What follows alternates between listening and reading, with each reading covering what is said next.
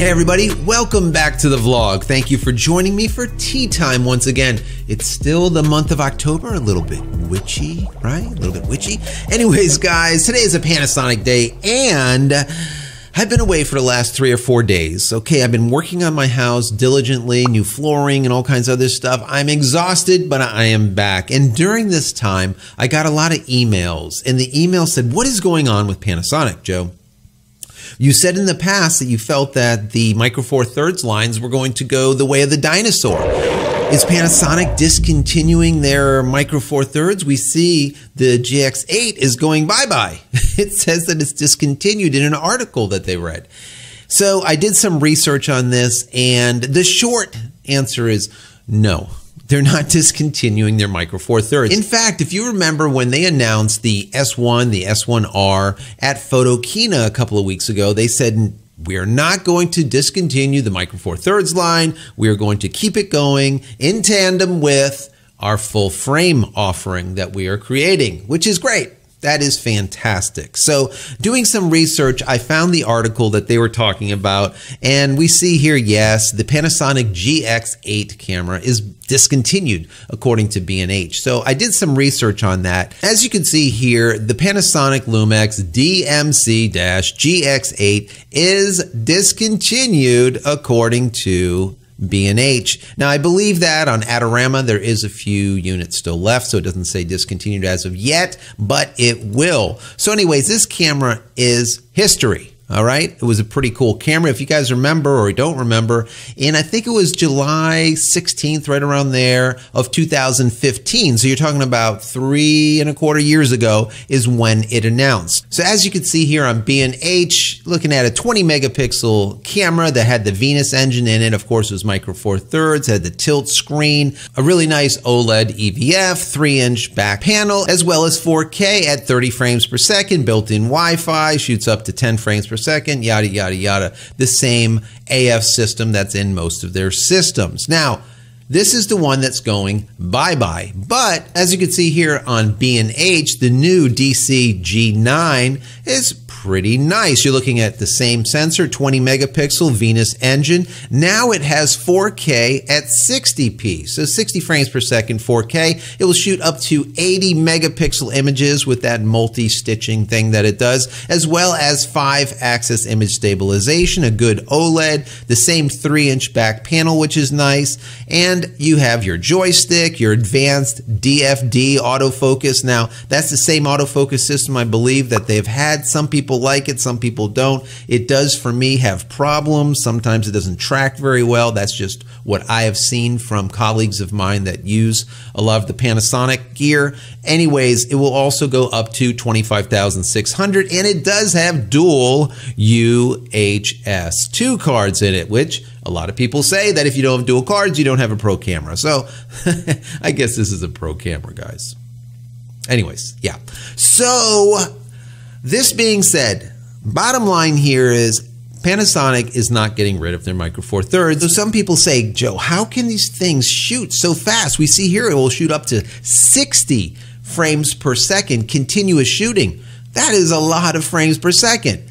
Guys, the bottom line is here, let me bring this up. Do you see this?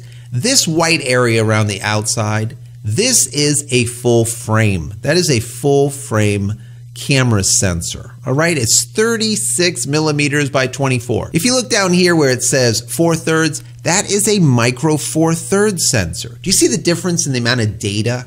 All right, well, that's how it can capture 60 frames per second. It's able to write that amount of data because it's not as much data as capturing on a full frame. So you can get these high burst rates out of these cameras because you're capturing a smaller area. A smaller sensor is capturing the data. So for the same amount of processing power, you can capture a lot more frames than you can, obviously, on a full frame. That's the skinny behind it.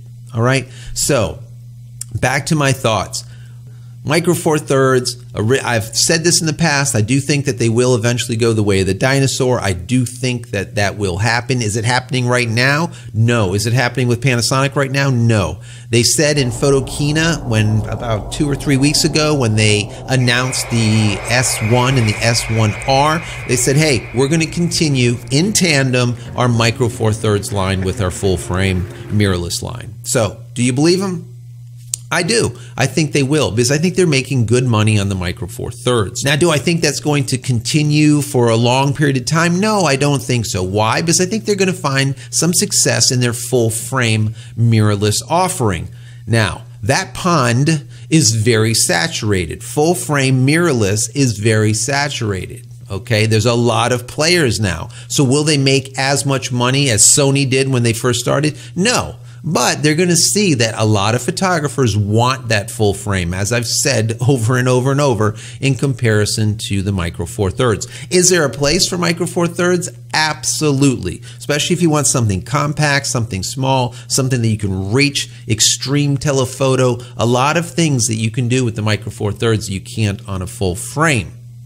So, it's kind of personal preference and what you're trying to accomplish with it.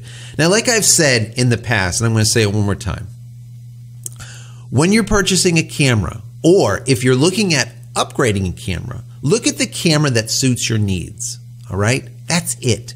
Whatever the needs that you have, that's what you need suited. Nothing more, all right? Yes, it's nice to have all of the little trinkets and little doodaddies and whatnot. But the bottom line is you want to make sure that the upgrade, if you're going to do an upgrade, either saves you time, okay, in post-production. In other words, something that is doing, you're going to have to do extra work to get there if you're using a different camera. That's number one, because we know time is money. And number two, maybe there's a feature.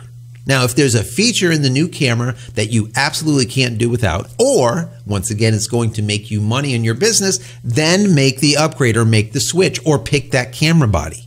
But if that is not the case, stick to your camera, all right? Like I've always said, camera bodies are like toilet paper. You throw them out all the time. Here's a camera body that's 3 years old, let's call it. It's gone. It's discontinued. That's the end of it. You know, originally it was like $1,200, $1,300. Now you can get it used for like $600. That's just the way it is, guys. That's the way it is. So anyways, once again, Panasonic is not discontinuing their Micro Four Thirds line of cameras yet. Right? As of yet, they are not. They're going to continue making them, and this is perfect proof, if that's a word, this is perfect proof that they are not discontinuing their DC G9. Anyways, guys, I'm out of here for yet another vlog. I hope you enjoyed my content. If you have, please throw me a big thumbs up. That would be stellar. Don't forget to smash that subscribe button so you get all my content when it becomes available, and click the bell icon here. So when it is available, you will be notified of it. And finally, head over to my website, JCristina.com, where you can find all the photography tools I've invented for you and me in the past. And some of them you might like. And if you do, please pick them up and support me. That would be stellar. By the way, something new is coming out. Wait for my next video or the video after this. I'm finally getting through with a new product line. So hang in there, watch for it. That's it, guys. As always, I'm out of here. Enjoy your day and happy shooting. Take care.